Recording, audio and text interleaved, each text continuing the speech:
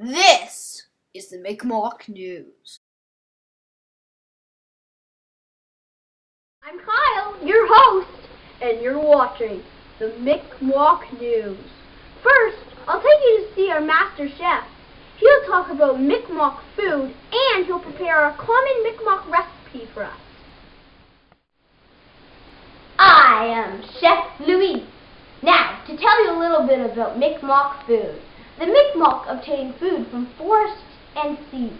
They eat salmon, sturgeon, whale, seal, squid, eel, lobster, moose, caribou, beaver, porcupine, and squirrel. The meat was smoked and dried for the winter months. In the summer, they gathered berries, roots, and edible plants. The Mi'kmaq collected different foods for different months and seasons. In January, they hunted seals along the coast. February and March was the time for hunting game. In April, the Mi'kmaq went to the coast again to catch herring, a type of fish. Over the summer, they caught shellfish, which is a type of lobster and crab. Those are some examples.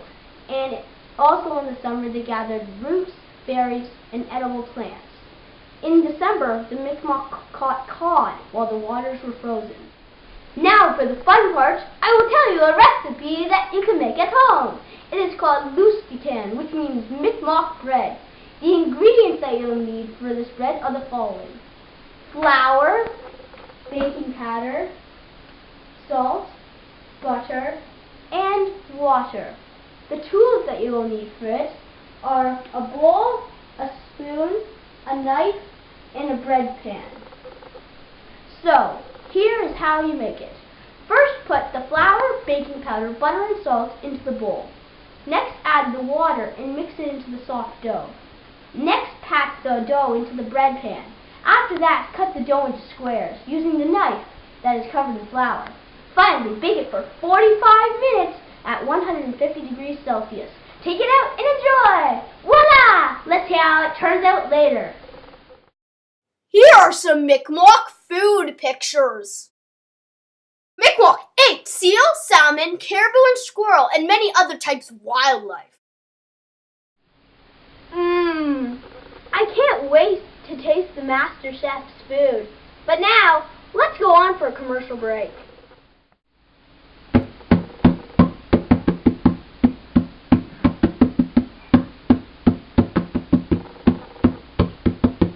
Why not try our new Mi'kmaq woven baskets and chair seats?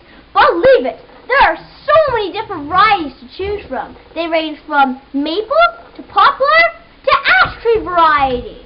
And also, why not try some of our chair seat quilt work? In fact, the Mi'kmaq were known for their chair seat quilt work. So, call 416-99-MI'kmaq for your woven baskets and woven chair seats today. That's 416-99-MI'kmaq for your woven baskets and woven chair seats today. Shipping and handling fee required. Now for some pictures of Mi'kmaq art. Don't blow, they'll break. So delicate. Some of the Mi'kmaq art pieces were woven baskets, woven chair seats, and pots. You should buy the woven baskets and chairs. They're actually quite good.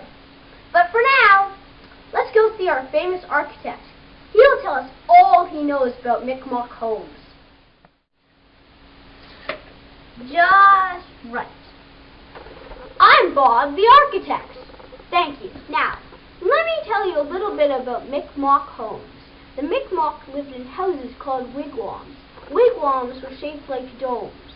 The frame was built using poles made out of spruce. Once the frame was built, it was covered in bark. It was designed to be built easily and moved quickly.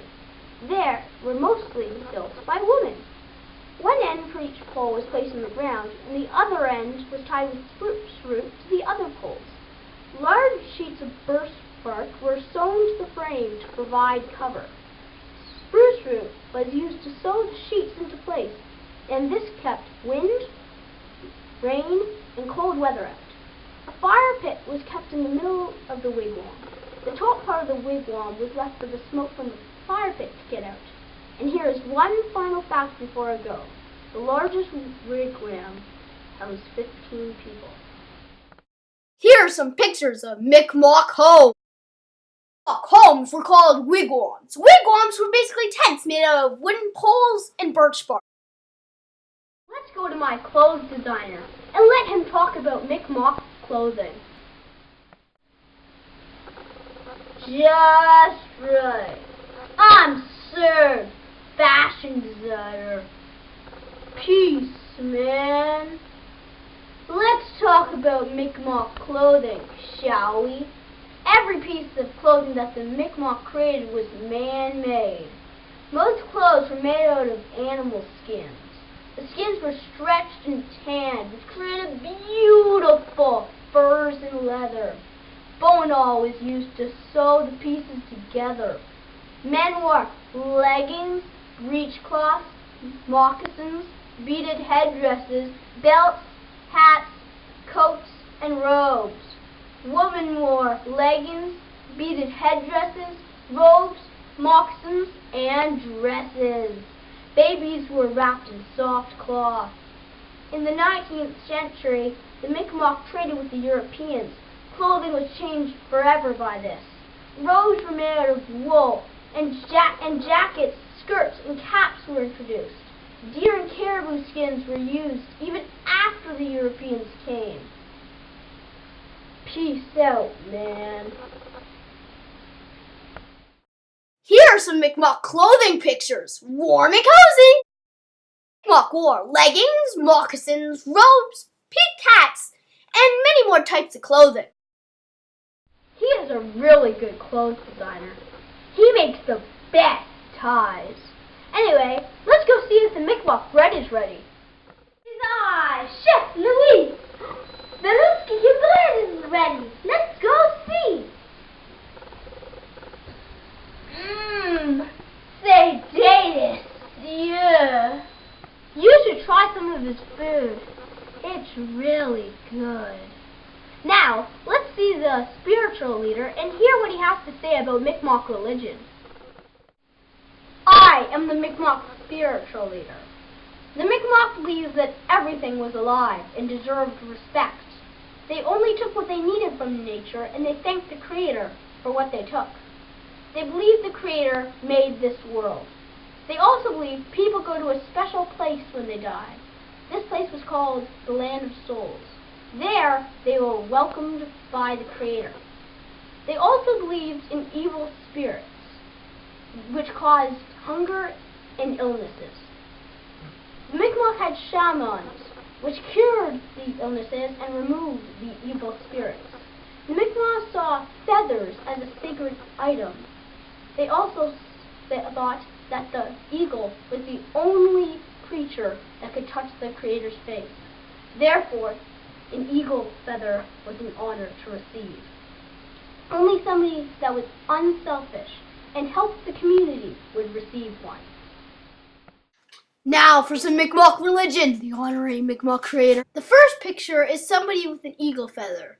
An eagle feather represents somebody that has done something well. The second one is the Mi'kmaq Creator. They believe that the Creator made this world. Now we will have our famous blacksmith talk about tools and weapons for the Mi'kmaq. I am William the blacksmith. The Mi'kmaq needed tools to cut wood, hunt animals, and protect themselves.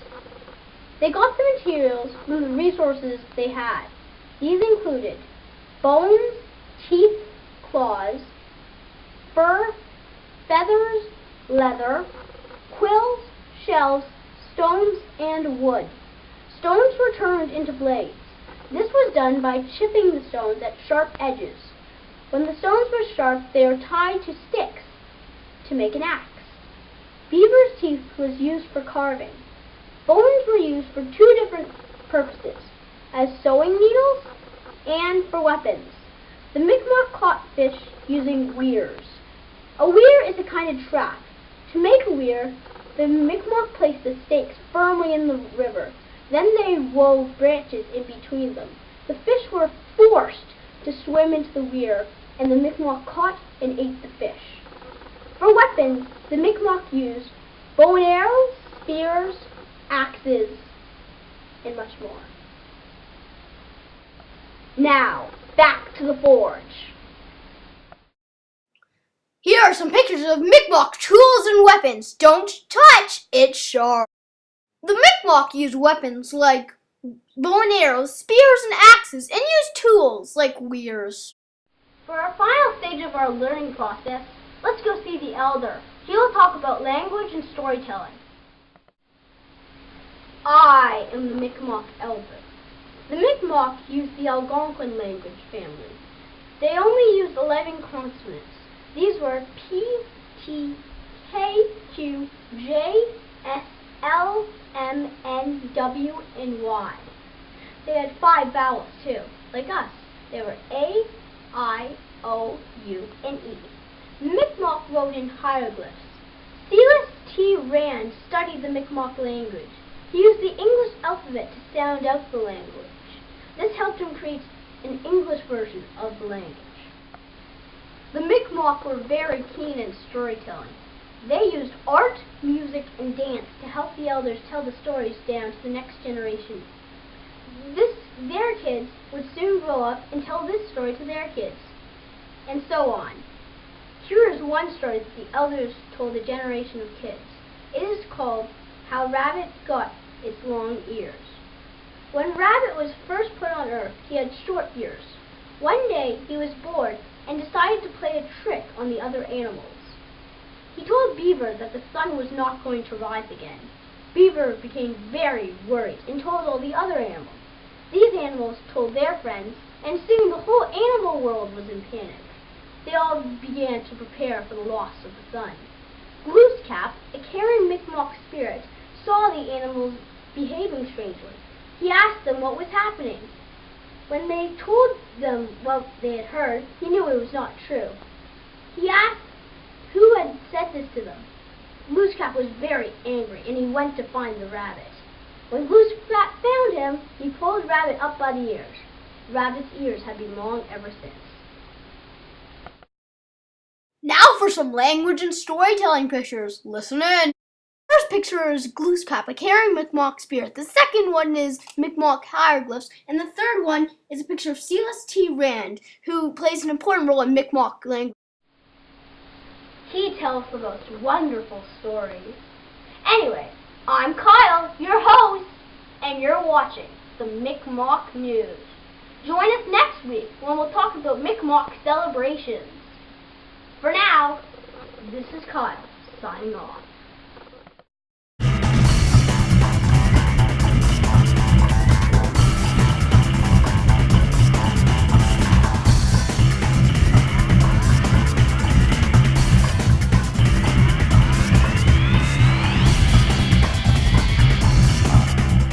Hey, don't forget the bibliography. Think I thought of this all myself?